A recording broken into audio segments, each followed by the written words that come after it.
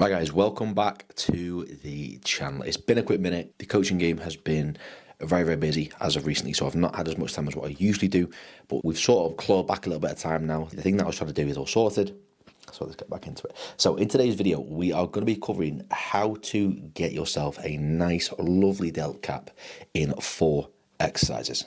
So let's get stuck into it. If you're new to the channel, my name is Mitch. I'm the owner of Team Mark. I am a physique athlete myself. I take males and females to stage. I've been competing myself for the last 10, 11 years. So if you're new here, feel free to ask any questions. Feel free to drop something in the comments, drop a like, drop a follow, a subscription, and let's get into the video.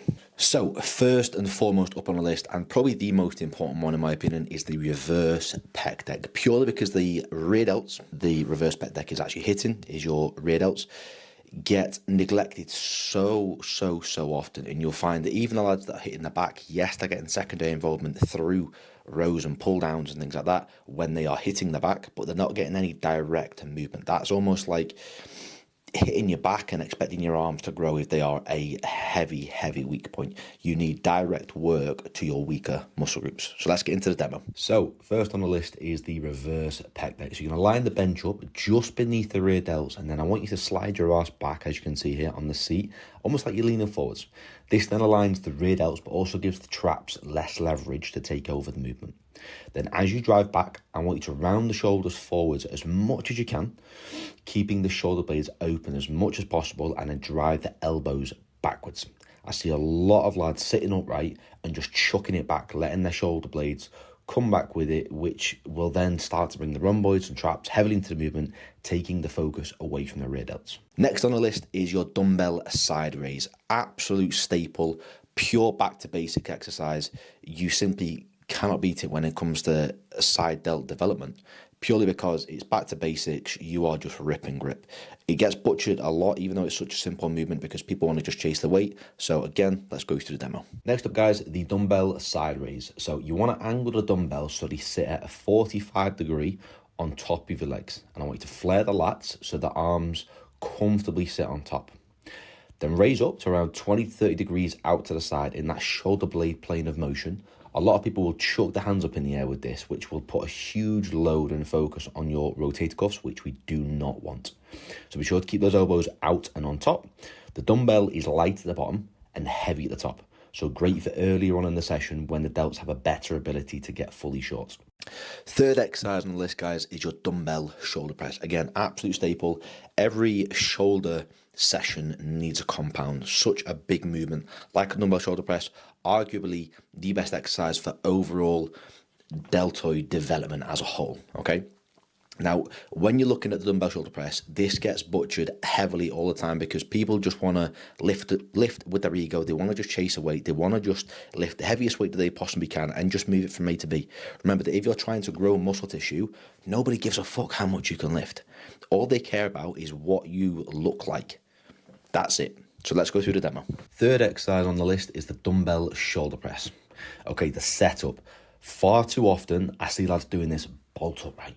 Now, unless if you're hypermobile, which none of you will be, you will not be able to stack the joints from this angle, and you'll pull your body's line of force out of the line of the dumbbell's line of force. So the rotator cuffs will be working heavily over time just to get you into a proper position before you've even started. Knock the bench back a few notches, as you can see here, so that as you press up, your joints are aligned and your elbows stay stacked underneath the weight of the dumbbell. You want to put a slight angle on the dumbbell to keep that shoulder joint comfortably in that ball and socket joint, so you're in a much stronger and safer position to push from. Bring dumbbells together up at the top. Again, I see it all the time when lads are pressing straight up, straight down. The front delt still has more range to shorten, so make sure the dumbbells come together at the top to get that front delt fully short. And fourth exercise on this, guys, is the single arm cuffed cable side raise. So we do have 2 side delt variation of this one. First one, dumbbell side raise, which we went through beforehand. Second one, single arm cuff cable side raise on the back end of the session. The way we're going to adjust this is we're going to adjust it based on where it is in your session to pretty much just finish the delts off. You want to make sure that, yes, we've hit all heads, but we're also making sure that we are flatlining delts. We're getting everything possible out of the delts as much as possible. And when we're looking at getting that nice rounded delt cap, we want a bit more focus on that side delt cap as a whole to make sure that your front and your rear profile look absolutely phenomenal and they just pop from every aspect. So let's go ahead and get into the last demo of today's video. And last on our list is the single arm cuffed cable sideways.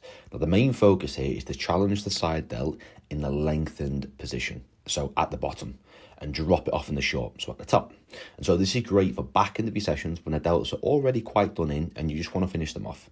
So set the cable dock at around hip height, so when you lift the cable at the top, the weight has dropped off because it's closer to the line of your axis arm, but still heavily challenges at the bottom. And the same form cues apply to this for what you've got on the dumbbell side raise. Bonus point: if you decide to do this earlier on in your session, you can drop the cable dock down to the bottom to change the strength curve and make it feel heavier up at the top. Now, of course, there are nuances to this. If somebody doesn't get along with a certain movement, yes, you can alternate the movement. If you're not a massive fan of dumbbell shoulder press, you can go to machine shoulder press, for example. Absolutely fine with that. Now, of course, the volume tiers come into play with this as well. If you are somebody that doesn't need a lot of volume, your intensity is correct, your recovery is correct, your form's correct, and you just simply do need more volume for your delts to grow, feel free to do so, but make sure that you are biasing the delt in particular that you are trying to bring up. So if you've got a crazy side delt, a crazy front delt, but you've just not got any rears, and that means that you may well have to put in 5 sets of rear delt work, go ahead and do just that. And if you want more help bringing your sessions up to scratch and you want more help finding a program, training sessions that actually work for you, drop me a message and let's get to work. And as always, guys, don't forget to like, share and comment, all the good stuff, and I'll see you in the next one.